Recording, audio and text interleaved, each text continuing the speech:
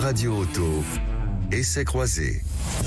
Votre rendez-vous automobile tous les dimanches sur Sud Radio avec nos partenaires de Mobility TV. Chaque dimanche, on essaie avec vous et nos spécialistes un véhicule neuf. Aujourd'hui, on accueille Mélina Priam. Bonjour à vous. Journaliste à l'Autojournal, Stanislas Laroumé nous a rejoint. Bonjour à vous Stanislas. Bonjour. Ma voiture idéale. Et Cédric Fréhour nous a rejoint. Bonjour à vous Cédric. Bonjour. Petites observations automobiles. Vous êtes aussi chroniqueur automobile au journal Les Échos. Aujourd'hui, on essaie la Renault Mégane E-Tech. Renault Mégane E-Tech, Stanislas. Pourquoi coup de cœur ou pas tout de suite, coup de cœur. Mais oui, pourquoi l'appeler Mégane? Pourquoi? Parce que Pourquoi pas c'est plus du tout une Mégane. Il se passe vraiment quelque chose quand on monte dans cette voiture. Déjà, j'espère que mes confrères vont me rejoindre. Il y a une vraie montée en qualité de construction, je trouve, à bord de cette Mégane. On a souvent critiqué Renault en disant qu'ils étaient un petit peu en dessous de Peugeot en termes de présentation et de qualité, et notamment d'écran, même s'ils ont pris un peu d'avance il y a quelques années par rapport à Peugeot. Et cette Mégane, elle n'a plus rien à voir avec une Mégane à part son nom. Mais il faut savoir aussi qu'elle va remplacer normalement la Mégane thermique qui devrait continuer encore, on ne sait pas, peut-être 1, 2, 3 ans, on ne sait pas, puisque la volonté des pouvoirs publics, c'est quand même de faire rouler tout le monde à l'électrique. Ça reste une volonté. Si je vous suis bien, vous êtes pleinement satisfait de ce modèle, notamment parce qu'il ne ressemble plus à une Mégane. J'en déduis que vous n'aimiez pas la Mégane avant. Si, j'aime beaucoup la Mégane. Je trouve que c'est une voiture très homogène, qui est presque plus homogène qu'une Peugeot 308. Enfin, je parle de l'ancienne en tout cas. Mais non, là, il se passe vraiment quelque chose. De nouveau, en tout cas. Oui, on a l'impression qu'on parlait, je me souviens ici dans ce studio, de la BMW iX qui avait un peu sidéré tout le monde avec ces espèces de bruits de vaisseau spatial. Et bien là, c'est un peu pareil. On démarre, ça fait bouillant. Enfin, il y a des trucs assez impressionnants. Donc l'ambiance sonore est assez spectaculaire. Ambiance sonore assez spectaculaire. Après, en ligne, ça reste une Renault, mais je trouve ça assez sympa quand même. C'est une voiture qui est plus courte que la Mégane actuelle thermique, qui fait 4,20 m au lieu de 4,36 m. Plus facile à garer. Plus facile à garer, mais que je trouve quand même un peu cher par rapport à ses concurrentes, notamment de chez Volkswagen. Et puis l'autonomie est pas formidable non plus, puisque l'autonomie, on le rappelle, c'est le nerf de la guerre de la voiture électrique. Et l'autonomie, elle donne? L'autonomie, alors si je vous dis moi ce que j'ai fait, ça va pas vous parler, parce que moi... Parce que tout le monde, heureusement, ne roule pas comme vous, mais en gros... Non, mais j'ai essayé de suivre le flux. Remarquez, les gens roulent beaucoup moins vite en ce moment, avec le samplon à 2,50 €. On roule beaucoup moins vite. Non, j'ai fait 200 km et il me restait 87 km d'autonomie. Oui. Voilà.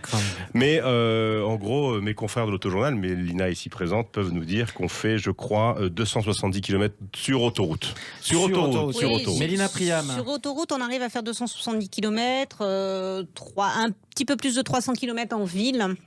Mais en fait, sauf qu'on fait jamais 300 km, parce que vous n'allez jamais jusqu'à le risque de la fin de la batterie. Oui. Donc voilà, grosso modo, c'est ça, c'est 200, 250, 280 km selon les circonstances. Et c'est insuffisant pour vous. Et ça, c'est en plus avec la grosse batterie, comme on dit, c'est-à-dire avec la meilleure batterie. La meilleure batterie. Donc avec la petite, ça va vraiment faire peu. C'est pas vraiment moins bien que les autres si on compare à une ID3 de 58 kWh, c'est à peu près pareil, un petit peu moins bien quand même.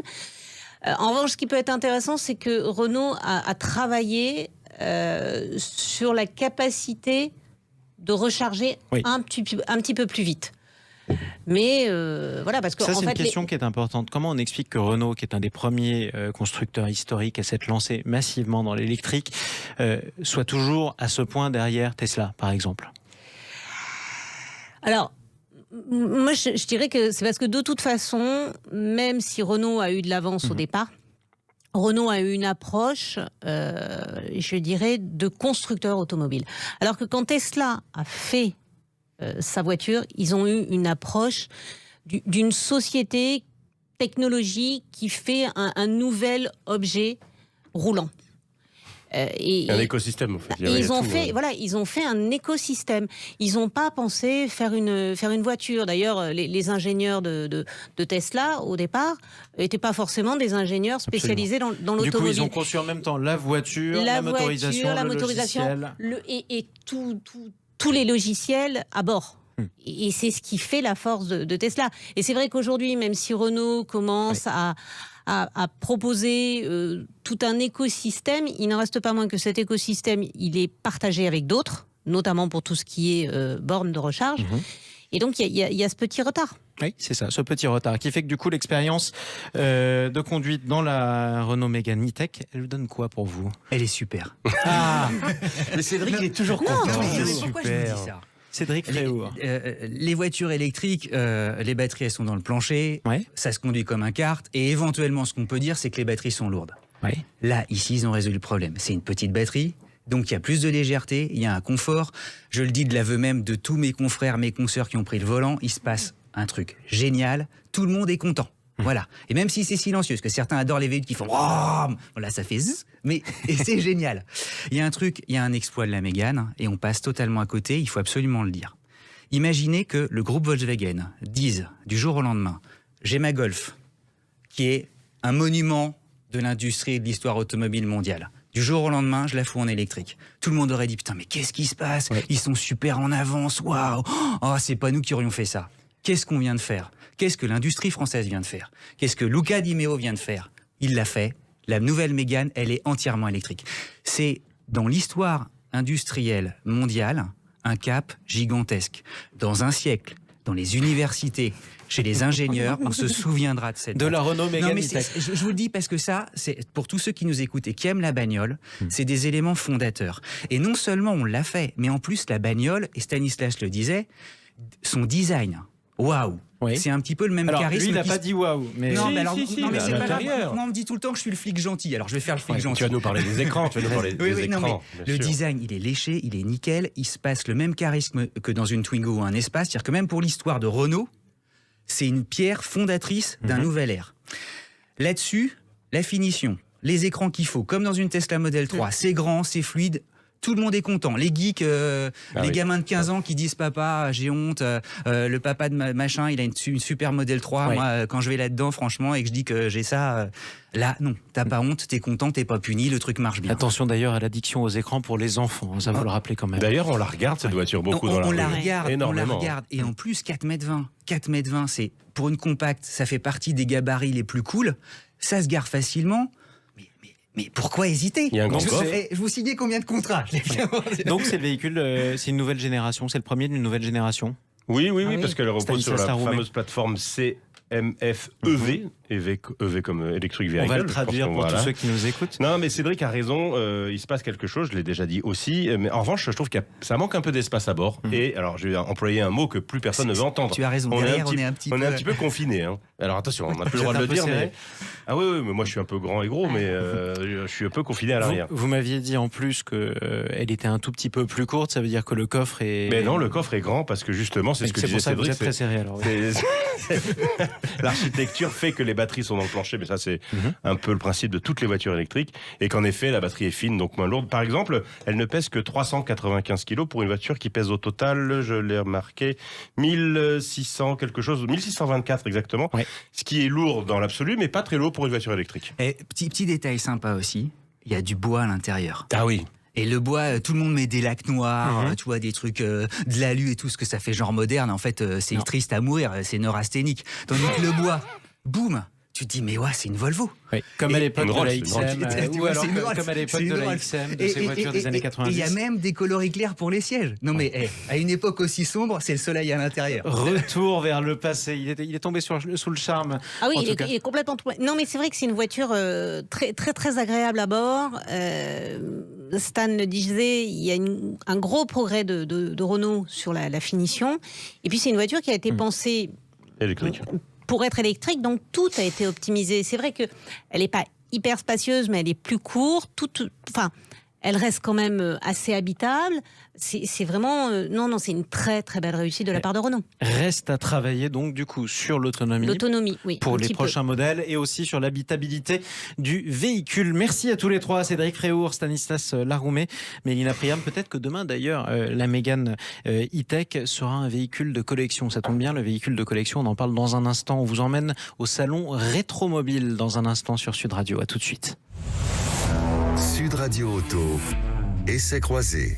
Votre rendez-vous hebdomadaire de tous les passionnés de l'automobile et de l'automobile d'occasion qui sont à l'honneur cette semaine avec le salon Rétromobile à partir de ce mercredi. Bonjour à vous Jean-Sébastien Guichawa.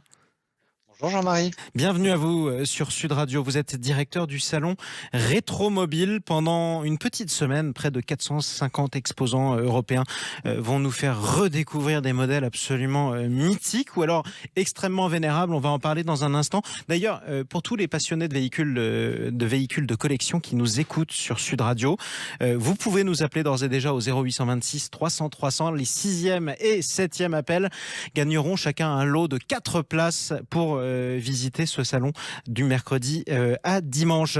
Jean-Sébastien Guichawa, je le disais, 450 exposants, on va voir vraiment de tout. On verra des modèles qui sont absolument exceptionnels, des modèles aussi qui sont extrêmement vénérables. J'aimerais qu'on parle de ce Darracq Type C de 1901 que vous allez montrer à vos visiteurs. Alors oui, la marque Darracq va être mise à l'honneur. C'est une vieille marque française aujourd'hui qui a disparu. Alors il faut savoir qu'il y a eu plus de 100 marques françaises qui ont existé, 100 marques automobiles françaises.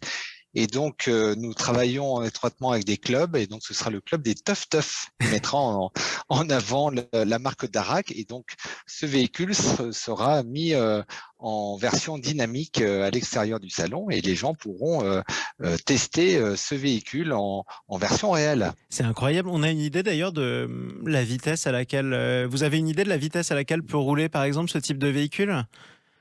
Ça roulait entre 40 et 50 km/h à l'époque. Ouais, avec des roues extrêmement fines qui ressembleraient presque à des roues de bicyclette. C'est un peu les véhicules qu'on voit dans les images de Paris en noir et blanc dans les années folles sur des vidéos muettes. C'est absolument exceptionnel. Alors, vous allez montrer aussi avec les constructeurs des marques très connues, des modèles très connus, notamment Renault qui va célébrer les 50 ans de la Renault 5. Oui, alors les 50 ans de la Renault 5, il y aura une dizaine de véhicules Renault de différents motorisations qui seront mis à l'honneur. La Renault de base, Renault 5 de base jusqu'à la Super 5 Turbo. Vous avez aussi la Renault 5 Alpine. Différents modèles, et le stand sera assez spectaculaire. Et donc ce sera l'une des attractions phares du salon Rétromobile. Et pour les jeunes oreilles qui nous écoutent sur Sud Radio, la Renault 5, c'est le modèle qui a précédé toutes les générations nombreuses de Clio pour Renault. On aura évidemment aussi des modèles iconiques, Citroën avec la DS, la vraie DS, enfin la première DS, celle de Rabbi Jacob. Oui, la vraie DS. Alors Citroën sera mis à l'honneur avec DS. D'ailleurs, ils seront juste à côté de Renault. Et puis voilà, les véhicules qu'ils vont présenter, ce sont des souvenirs d'enfance. Certains de vos auditeurs, j'imagine, ont eu peut-être des DS. Ouais. Et donc, moi, je sais que par exemple, c'est la 4L. La 4L, le Renault 4L, c'était le véhicule de mon grand-père quand je partais en vacances en Bretagne il y a quelques années. Donc, le véhicule de collection évoque toujours des souvenirs d'enfance. C'est important. Et j'imagine que la Renault 5 va évoquer plein de souvenirs pour beaucoup de nos visiteurs. Absolument, des souvenirs d'enfance pour tous ceux qui ont grandi à la campagne. La 4L qui était un peu le Kangoo de cette époque-là. Il y a en tout 400 000 collectionneurs en France. Ça, c'est les chiffres de la FIVA. 1 million de véhicules anciens en circulation. D'abord, à partir de quel âge on qualifie un véhicule d'ancien ? Alors, un véhicule ancien, par définition, c'est des véhicules qui ont plus de 30 ans. D'accord. Donc ça veut dire un certain nombre de véhicules. Un certain nombre de véhicules, oui. Ouais. Par exemple, même la X récemment, ou la ZX, peut-être certains ont connu. Ouais. Véhicule de collection. Ça y est, la ZX est devenue un véhicule de collection. 400 000 collectionneurs en France. C'est quoi le collectionneur type dans ce pays ? Alors, le collectionneur type... Alors sur Rétromobile, moi je peux vous dire le profil d'un visiteur de Rétromobile qui est généralement collectionneur. C'est une personne d'une cinquantaine d'années. La plupart, ce sont des hommes, mais ça a tendance aussi à se féminiser de plus en plus. Et je vois aussi alors c'est 53 ans exactement sur Rétromobile, mais ça a tendance aussi à se rajeunir un peu, parce qu'il y a la génération des Youngtimers, les véhicules des années 80-90, dont je fais partie, qui permet de rajeunir progressivement aussi mon visitorat. Exactement, donc ces fameux Youngtimers, les véhicules des années 80-90. On parle de quel véhicule ? Est-ce que ça veut dire que les toutes premières Twingo, par exemple, c'est dans cette catégorie ou c'est encore un peu trop jeune ? Les Twingo, c'est encore un peu trop jeune, mais ça va bientôt arriver. Et dans quelques éditions du salon Rétromobile, ça c'est important. Parlons aussi de ces ventes aux enchères, puisque avec la maison de vente Arcurial, il y aura une grande vente aux enchères de véhicules de collection. On est au-delà du véhicule ancien. Peut-être faites-nous rêver d'ailleurs, quel type de véhicule on pourra peut-être s'offrir ? Alors, il y a vraiment de tout, hein. C'est la première fois qu'ils réunissent autant de véhicules. Il y aura plus de 180 véhicules Ouais. sur plus de 4000 mètres carrés de surface. Et la vente va être tout simplement exceptionnelle. Il y a des véhicules sportifs. Je Mhm. pense notamment à une Porsche 907 usine, évaluée à 6 millions d'euros. Il y a une Gordini qui a appartenu à Fangio, qui a fait les 24 heures du Mans en 1956. C'est incroyable. Alors, ça, ce sont des véhicules exceptionnels à plusieurs millions d'euros. Mais il y a des véhicules, je dirais, entre guillemets, un peu plus populaires, plus abordables. Par exemple, il y a l'Audi A8 de Johnny Hallyday, évalué à 40 000 euros. Et qui devrait monter très vite si tous les fans de Johnny et passionnés de voitures de collection font le déplacement pour ce salon. J'aimerais d'ailleurs qu'on s'adresse aussi à tous ceux qui nous écoutent, qui aiment les véhicules de collection, mais qui sont persuadés que ce n'est pas forcément fait pour eux, qui pensent qu'ils ne peuvent que les regarder. Est-ce que ça se démocratise ? Bien sûr, ça se démocratise. Il faut savoir, parmi le million de véhicules que vous avez évoqué là tout à l'heure, en France, 80% des véhicules sont des véhicules à moins de 15 000 euros. Hein. Ouais. On est collectionneur avec, tout à l'heure, je parlais de la 4L de mon grand-père. Les 4L, ça cote à 4 ou 5 000 euros. On peut s'offrir un véhicule de ce type-là et on peut devenir collectionneur. Il n'y a pas que des véhicules à plusieurs millions. Alors, sur Rétromobile, on a un peu les deux. Hein. On a un espace des véhicules à moins de 25 000 euros. Donc, Ouais. les visiteurs qui viennent, ils peuvent se rêver propriétaires. Et puis, on a ce côté aussi paillette, effectivement, avec des véhicules exceptionnels, très rares. Pour le plaisir Hein, des qui ont un yeux, dans la palmarès, plupart des cas, pour mais le- qu'est-ce que c'est beau à voir. Voilà, pour le plaisir des yeux, mais Absolument. avec des histoires sportives, avec des histoires cinématographiques. Hein. Par exemple, la voiture de James Bond sera présente, la DB4, la Aston Martin DB4. Vous avez des véhicules aussi qui ont jalonné toute l'histoire économique. Il y a des véhicules de président. Voilà, c'est La SM c'est de une Jacques histoire Chirac, sans fin. pourquoi pas ? Oui, la SM de Jacques Chirac, pourquoi pas, oui. Oui, des Sera véhicules présente. qui nous ont marqués, effectivement. Autre question qui est importante, j'adore regarder les véhicules anciens, par exemple, mais je me dis que c'est trop compliqué. Quelles sont les contraintes, pas forcément insurmontables, la preuve, il y a beaucoup de collectionneurs, supplémentaires par rapport à des nouveaux véhicules en termes d'entretien, en termes d'assurance ? Qu'est-ce que ça change de rouler en véhicule de collection ? Alors oui, alors ça nécessite effectivement de l'entretien, mais vous savez, les propriétaires de véhicules de collection roulent moins de 1000 km par an. Donc ils font quelques rallyes, ils font quelques sorties le week-end. Donc oui, il y a de l'entretien, bien évidemment. Après, en termes d'assurance, ce sont des assurances spécifiques.